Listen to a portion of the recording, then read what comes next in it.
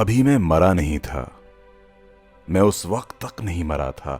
मैं उस वक्त तक नहीं मरा था जब मेरे बेटे ने मेरे ऊपर से ऑक्सीजन मास्क हटाकर अपनी मां को लगाया था। हर तरफ वार्ड बॉय और खानदान वाले मरने वालों से ऑक्सीजन हटाकर जिंदा लोगों को लगा रहे थे। जिसके भी बचने की उम्मीद थी उसे किसी तरह हाथ पांव मारकर बचाना चाह रहे थे। इन सरगर्मियों के बीच मैं भी थोड़ा बहुत बचा हुआ था, लेकिन महाशय के जमीर की तरह सोया रहना चाहता था। बीवी की ऑक्सीजन लगने के बाद उखड़ी हुई सांसें काबू में आने लगी।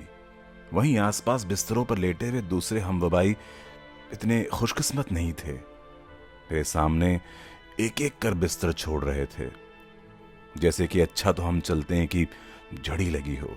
अपने जिस्मों को ऐसे छोड़ रहे थे कि मानो किसी बड़े ग्रुप के साथ प्रवास करने जा रहे हों।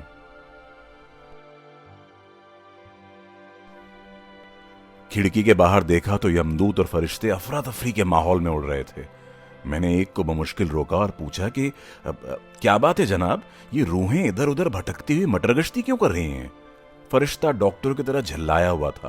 वो जल्दी में बोला, अरे इतने ज्यादा केसेस आ रहे हैं कि ऊपर यमदूतों की और फरिश्तों की कमी पड़ रही है। लोगों को ऊपर ले जाने का पूरा निजाम और इंफ्रास्ट्रक्चर बैठ गया है। प्रेशर इतना ज्यादा है कि यमदूत मुसलमानों को उठाए ले जा रहे हैं और मलिकुल मौत हिंदुओं को। ऊपर जाकर अदला बदली और सॉर्टिंग करनी पड़ रही है।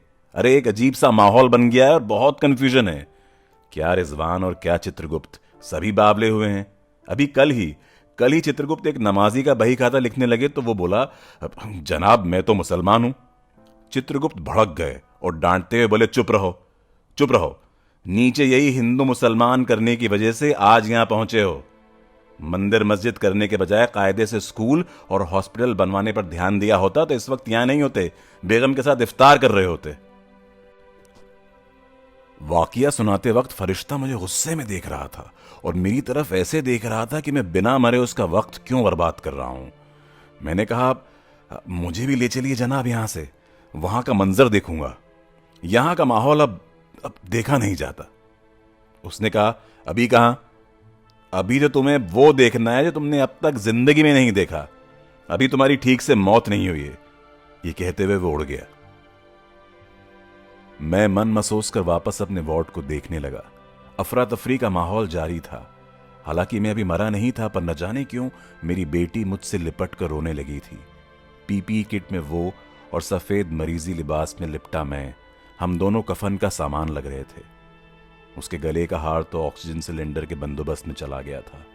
वो मुझे देख के फूट फूट कर रो ही रही थी। तभी पीछे से वार्ड बॉय ने तल्ख आवाज में कहा, इनको शमशान ले जाइए मैडम, दूसरे मरीज लाइन में लगे हैं। वो स्ट्रेचर पर मुझे ढकेलती बिलखती लाश गाड़ी के पास पहुंची। ड्राइवर ने दो टूक जवाब दिया, मैडम 12,000 लगेंगे।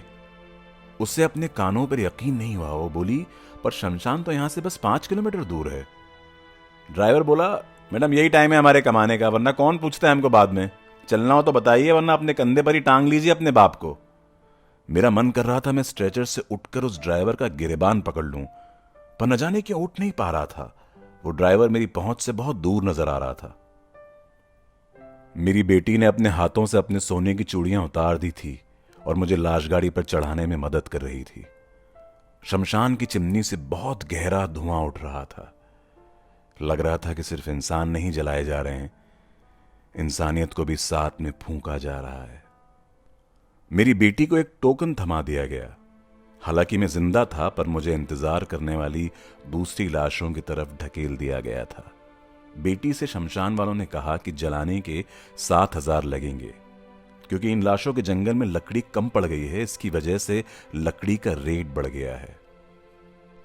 बेटी ने अपने जिस्म पर से आखिरी जेवर सोने की एक अंगूठी भी उतार कर दी तो आगे की कार्रवाई पूरी हुई।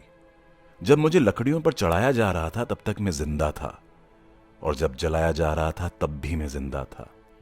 लपटों के बीच से मैंने देखा कि पंडित बेटी से कह रहा था, बिना दान दक्षिणा के इनको शांति नहीं मिलेगी, कम से कम 2,000 तो देना ही पड़ेगा, कैश ना हो तो ई वॉलेट पर भेज दो। मैंने सख्ते में खड़ी बेटी की तरफ देखा। उसके पास अब उतारने के लिए शरीर पर कपड़ों के सिवा कुछ नहीं था। ये वो लम्हा था जब मेरी मौत हो गई।